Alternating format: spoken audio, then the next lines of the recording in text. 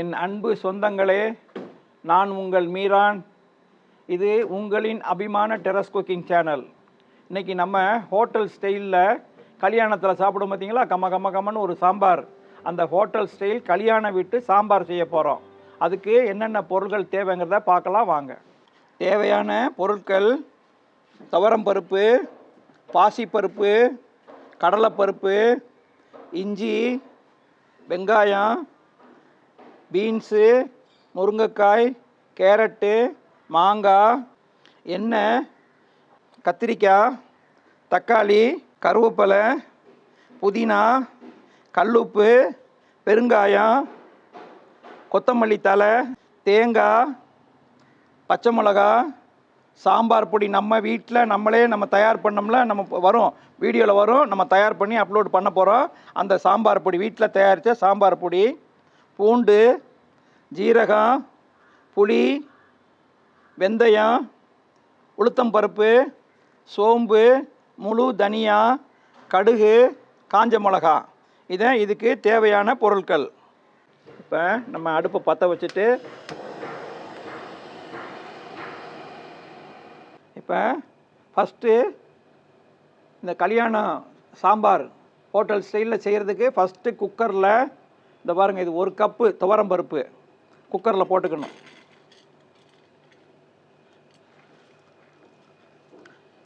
நல்லா வாஷ் பண்ணி ஒரு அரை மணி நேரம் ஊறின துவரம்பருப்பு, நல்லா 1-2 வாட்டி வாஷ் பண்ணி அரை மணி நேரம் ஊறின துவரம்பருப்பு 1 கப்பு போட்டிருக்கு இதில். அதே மாதிரி சுத்தமாக வாஷ் பண்ண பாசி பருப்பு 1/4 கப்பு. 1 கப்பு துவரம்பருப்பு ஃபுல்லாக தலை தட்டாத அளந்து போட்டோம். 1/4 கப்பு பாசி பருப்பு, இதுவும் அதே மாதிரி அரை மணி நேரம் ஊற வச்சு கழுவி சுத்தம் பண்ணி ஊற வச்ச பாசி பருப்பு, இது 1/4 கப்பு.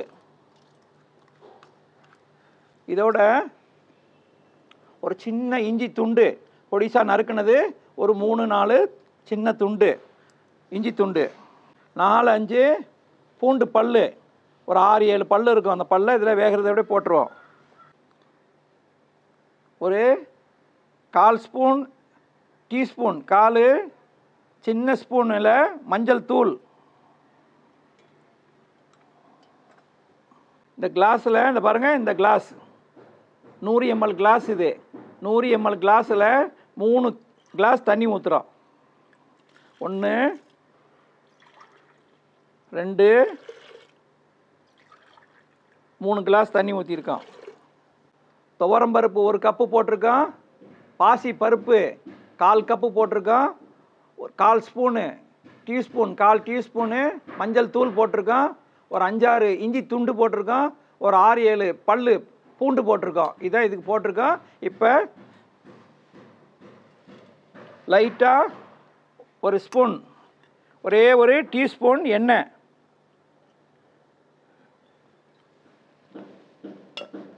இப்போ குக்கரை நல்லா சூடாகட்டும். சூடானோடனே மூடி விசில் வச்சுருவோம். 3 விசில் வரணும். இப்போ விசில் வச்சாச்சு. தீ ஹையில் வைக்காதீங்க, மீடியம் தீயில் வைங்க. தீயை மீடியத்தில் வச்சுருக்கோம். அப்படியே ஒரு 3 விசில் வரட்டும். அது ஒரு பக்கம் இருக்கட்டும். இப்போ அடுத்தது இந்த பக்கம் நம்ம குக்கரில் 3 விசில் வர்றதுக்காக பருப்புக்கு வச்சுருக்கோம். பக்கத்தில் ஒரு சின்ன அடுப்பை பற்ற வச்சு வானொலி வச்சுட்டு அதில் சில பொருள்கள்லாம் இப்போ நான் என்னென்ன போடுறேன் அளவு சொல்கிறேன். அந்த பொருளெல்லாம் வறுக்கணும். வறுத்து பவுடரை அரைச்சி வச்சுக்கணும். அதை அந்த கல்யாண வீட்டுக்கு வாசனை தரக்கூடிய ஹைலைட்டான பொருள் அதுதான் இப்போ நம்ம வறுத்து போடக்கூடிய பொடி. 2 டேபிள் ஸ்பூன் எண்ணெய், சும்மா வறுக்கிறதுக்காக மட்டும்தான் இது.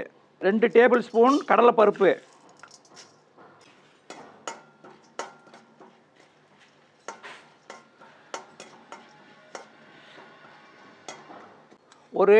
4 டேபிள் ஸ்பூன் தனியா,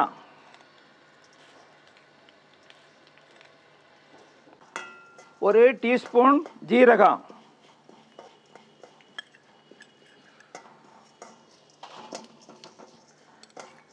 1/2 டீஸ்பூன் சோம்பு, 1/4 டீஸ்பூன் வெந்தயம், ஒரு 10-15 பூண்டு பல் போடுறோம்.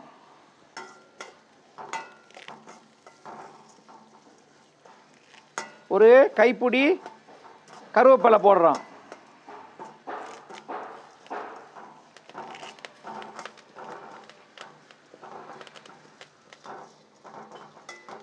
ஒரு 2 சில்லு தேங்காய், 2 சில்லு பல்லில் 2 சில்லு, 1/4 முடி இருக்கும். அந்த 1/4 முடி தேங்காய் உடச்சி பத்தியாக அரிக்கி அதையும் இதில் வறுக்கிறதுக்கு போட்டுருவோம்.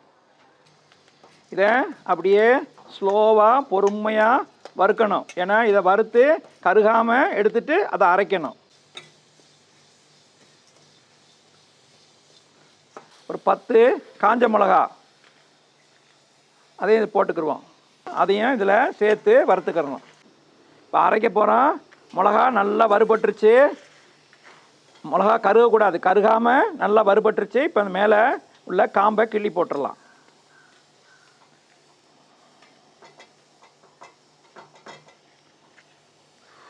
காஞ்ச மிளகா அவங்கவுங்க தேவைக்கு தகுந்த மாதிரி போட்டுங்க. நான் 10-15 காஞ்ச மிளகா போட்டிருக்கேன். உரப்பு கம்மியாக வேணுங்க 10 போட்டுங்க, உரப்பு கூட வேணுங்கிறவங்க 15 காஞ்ச மிளகா போட்டுங்க. குச்சி மிளகா பொறுமையாக வறுத்தம் பார்த்தீங்களா?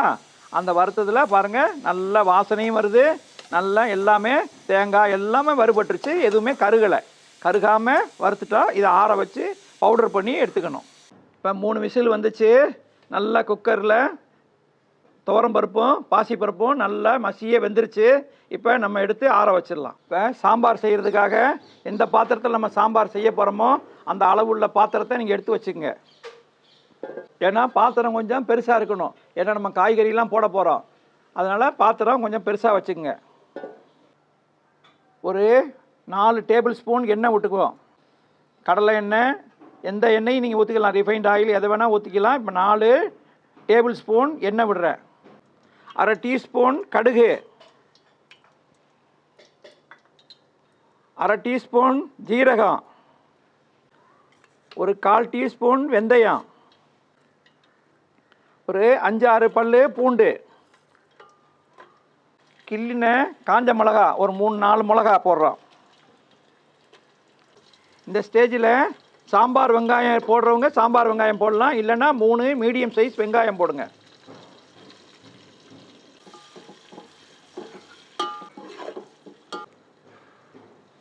ஒரு சின்ன கைப்பிடி கருவேப்பிலை, ஒரு 1/4 டீஸ்பூனு பெருங்காயத்தூள்,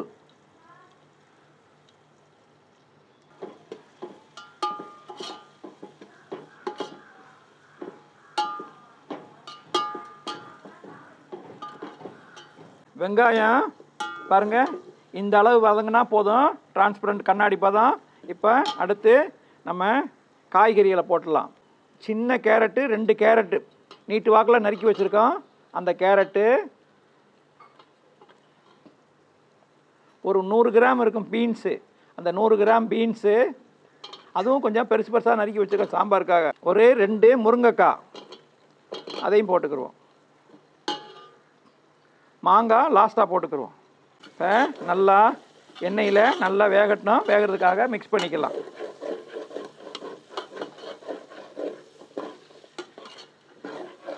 கேரட்டு, முருங்கைக்காய், பீன்ஸ் போட்டுட்டோம். இப்போ அதோட இப்போ 3 மீடியம் சைஸ் தக்காளி,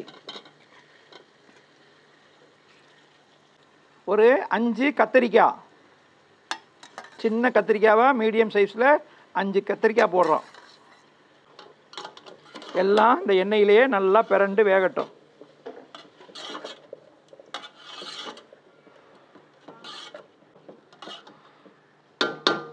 மாங்காயில் ஒரு சின்ன 1/2 துண்டு மாங்காய். ஏன்னா நம்ம புளி ஊற்ற போகிறோம், தக்காளி போட்டிருக்கோம். அதனால் மாங்காய் ருசிக்காக அது நல்லா கல்யாண சாம்பாருக்கு வாசனை நல்லாயிருக்கும். ஒரு 1/2 மாங்காய். நடுவில் கீர்ன 5 பச்சை மிளகா போடுறோம்.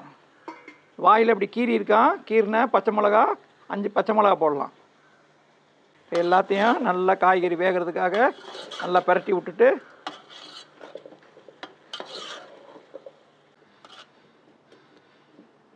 ஒரு 10 நிமிஷம் தீ சிம்மில் வச்சு வேகட்டும். காய்கறியெல்லாம் நல்லா எண்ணெயிலே பிரண்டு வேகட்டும். மூடி வச்சுருவோம். இப்போ காய்கறி வெந்துருச்சு. இடையில 2 வாட்டி கிண்டி விட்டோம். கத்திரிக்காய் எல்லாம் வெந்துருச்சு. மீதி நம்ம சாம்பார் கொதிக்கும் போது வெந்துடும். இப்போ நம்ம ஒன்றா சேர்த்துக்கிட்டே வந்துடுவோம். இப்போ ஒரு 2 கிளாஸ் தண்ணி ஊற்றுவோம்.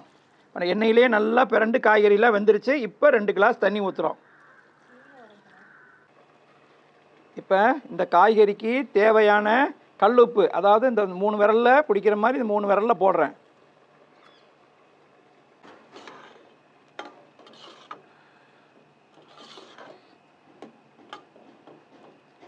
காய்கறி நல்லா வெந்துருச்சு. இந்த ஸ்டேஜில் நம்ம அரைச்சோம்ல ஜீரகம், மல்லி, சோம்பு, காஞ்ச மிளகா, தேங்காய் எல்லாம் போட்டு அரைச்ச அந்த பேஸ்ட்டை இதில் போட்டுருவோம். இந்த மசாலா அரைக்கும் போது அதுக்கு தேவையான தண்ணி போட்டு அரைச்சிருக்கோம். லைட்டாக தண்ணி பேஸ்ட் மாதிரி வர்றதுக்காக தண்ணி ஊற்றி அரைச்சிருக்கோம்.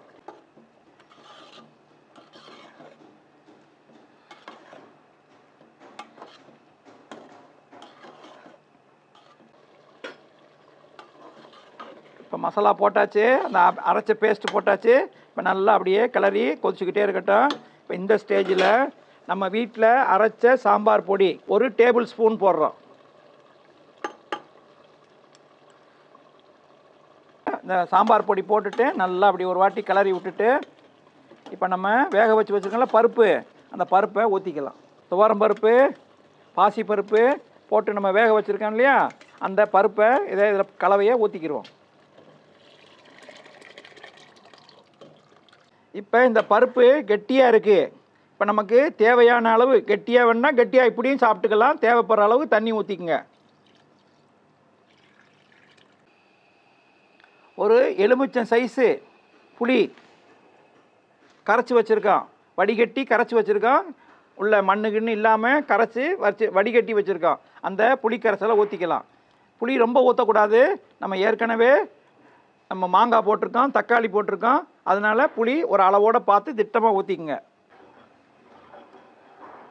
ஒரு சின்ன கைப்பிடி கொத்தமல்லி தழை போடுவோம்.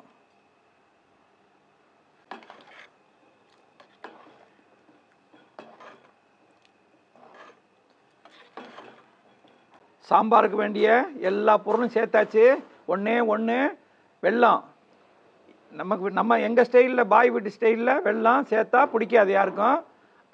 உங்களுக்கு தேவைப்படுற நேரத்தில் இந்த ஸ்டேஜில் ஒரு சின்ன துண்டு, இந்த ஒரு சின்ன கட்டி, ஒரு 3 விரல் பிடிக்கிற மாதிரி ஒரு சின்ன கட்டியை கரைச்சி நீங்கள் வெல்லம் சேர்க்கணுன்னா சேர்த்துக்குங்க.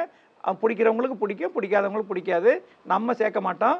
அந்த காரம் அந்த ருசியோடு இருக்கிறதுக்காக நம்ம வெல்லம் சேர்க்காமல் வச்சுருக்கோம். இந்த ஸ்டேஜில் வெல்லம் தேவைப்படுறவங்க சேர்த்துக்குங்க. இந்த சாம்பார் எல்லோரும் இதே மெத்தட் பிரகாரம் செஞ்சு சாப்பிடுங்க. செஞ்சு சாப்பிட்டுட்டு உங்கள் வீடியோ பிடிச்சிருந்தால் லைக் பண்ணுங்கள். இது வீடியோ செஞ்சு பார்த்துட்டு இதை பற்றி உள்ள கமெண்ட் பாக்ஸில் கமெண்ட் பண்ணுங்கள். உங்கள் நண்பர்களுக்கு, தெரிஞ்சவங்களுக்கு, சொந்தங்களுக்கு இந்த வீடியோவை ஷேர் பண்ணுங்கள். எங்களை ஆதரிக்கும் வண்ணம் சப்ஸ்கிரைப் பண்ணுங்கள். பெல் பட்டனை கிளிக் பண்ணுங்கள். அடுத்த வீடியோவில் உங்களை சந்திக்கும் வரை உங்கள் அன்பு மீரான்.